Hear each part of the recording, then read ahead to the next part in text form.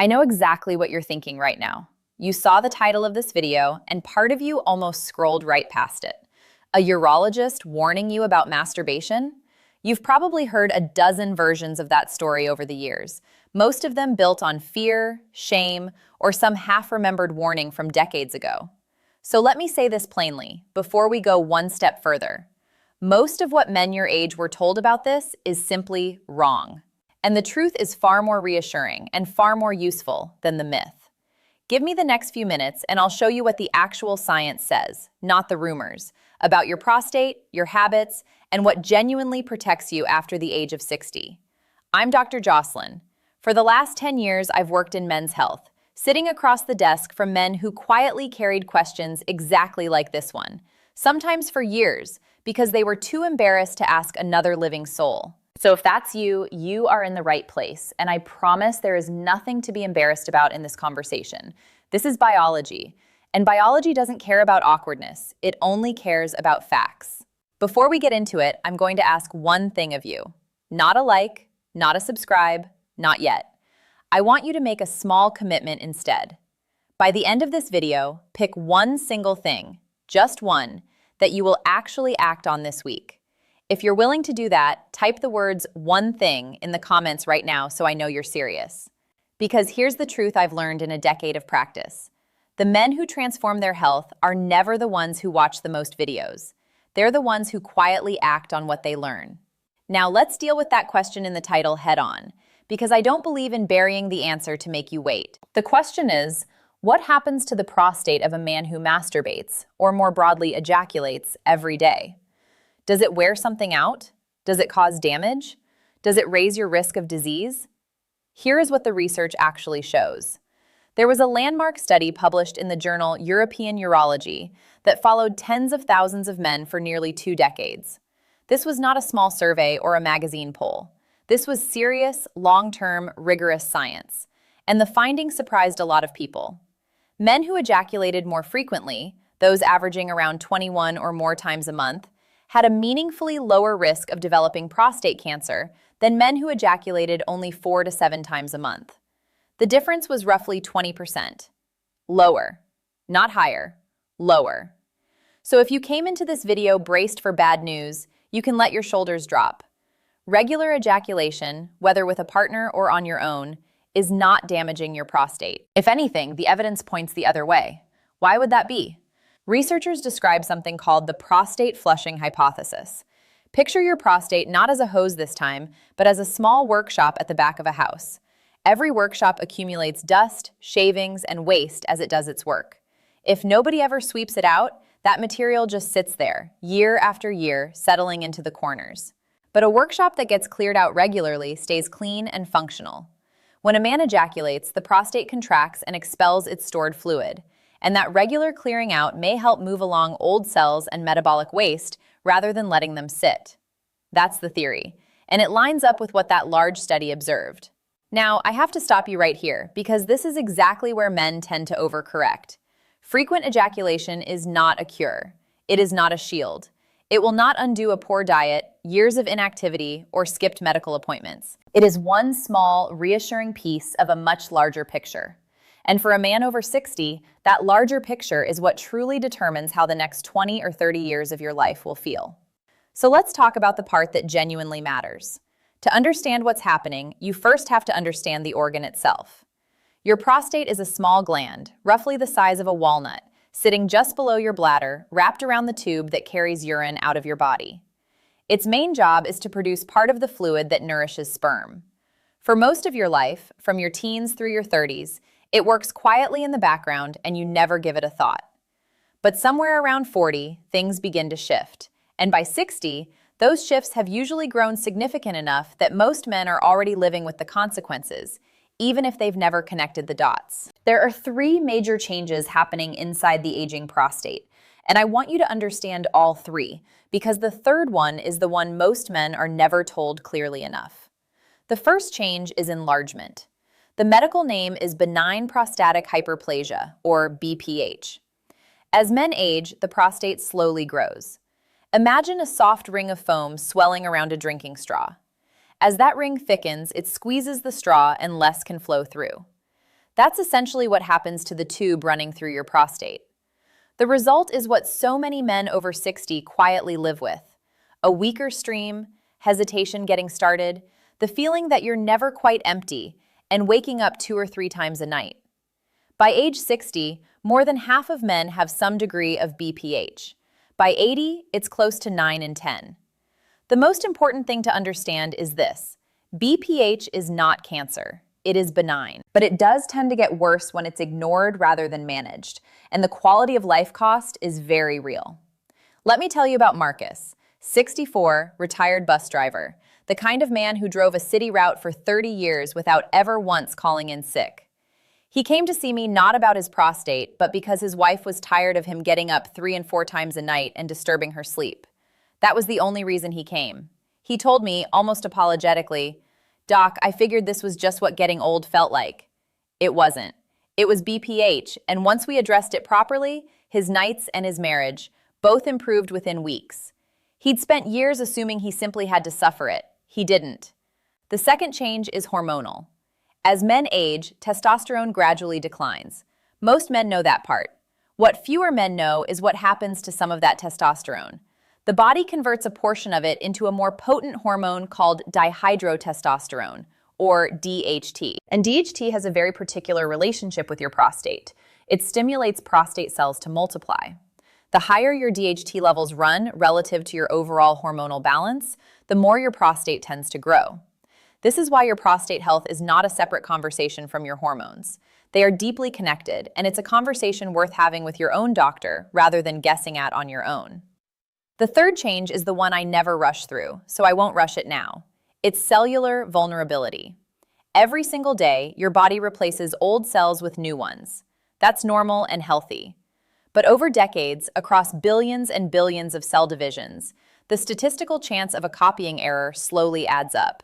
Most of those errors are caught and corrected by the body, but occasionally, under the right conditions of chronic inflammation, hormonal imbalance, and accumulated damage, one of them isn't, and that's where cancer can begin. Prostate cancer is one of the most commonly diagnosed cancers in men over 60.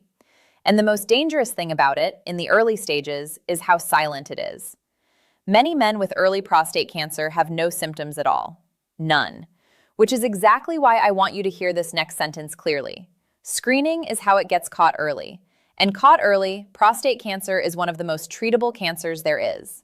Now here is where I'll be more careful than some of the headlines you'll see, because you deserve honesty. Screening is not a simple one-size-fits-all rule.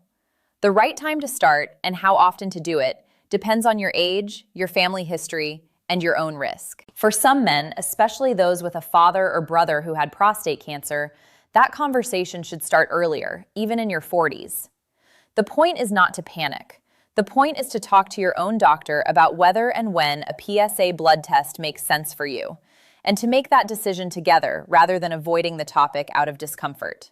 A short, slightly awkward conversation is a very small price for peace of mind. So we've covered the 3 changes.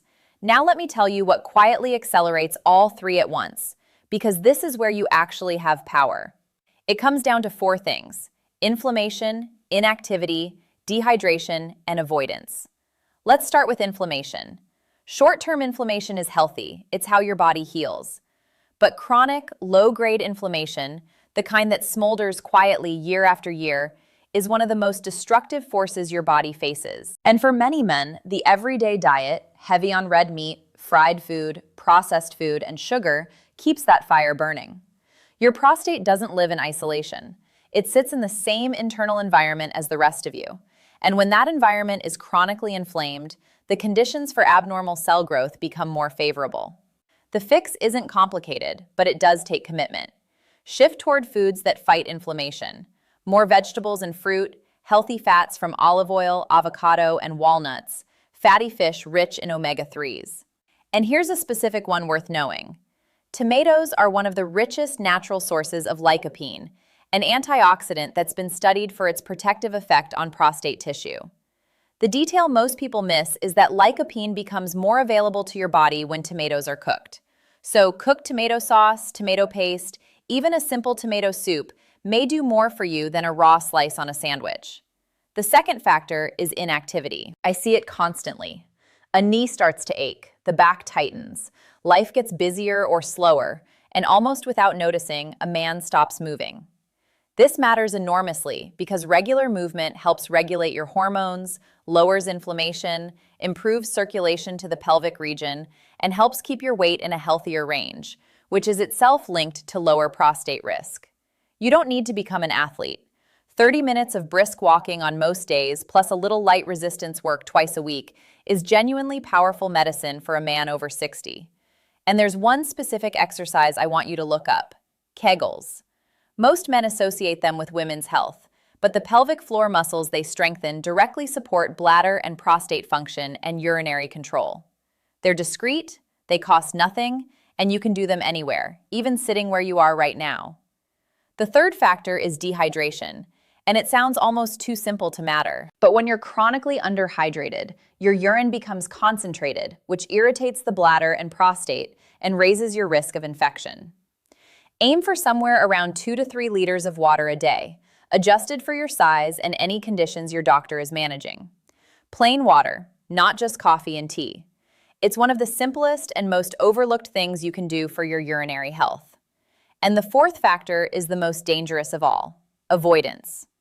Men of a certain generation were raised to push through, to not complain, to handle things privately and stay away from the doctor unless something was obviously, visibly wrong. I understand that instinct, and I respect the strength behind it. But when it comes to your prostate, avoidance isn't strength. It's a gamble you don't need to take. Prostate cancer caught early is highly treatable. Caught late, after years of ignored symptoms and skipped appointments, it becomes a far harder conversation. Strength isn't silence. Strength is the man who books the appointment. Let me tell you about Eddie, 71, a woodworker, hands like leather, the most stubborn man I'd met in a year. His daughter practically dragged him into the clinic. He hadn't seen a doctor in 19 years. 19. He kept saying, "I feel fine, I don't need to be here." We talked, we ran some basic tests, and because we caught something early enough, Eddie is still out in his workshop today, building furniture for his grandchildren. He told me on his last visit, "I was so busy proving I didn't need help that I almost didn't get it in time." I think about Eddie every time a man tells me he feels fine. So let me bring this all together into something you can actually use. Think of it as 4 simple pillars. The first pillar is screening on your terms. Not out of fear, but out of wisdom. Talk to your own doctor about whether a PSA test is right for you and how often based on your age and family history. Make that decision together. The second pillar is anti-inflammatory eating.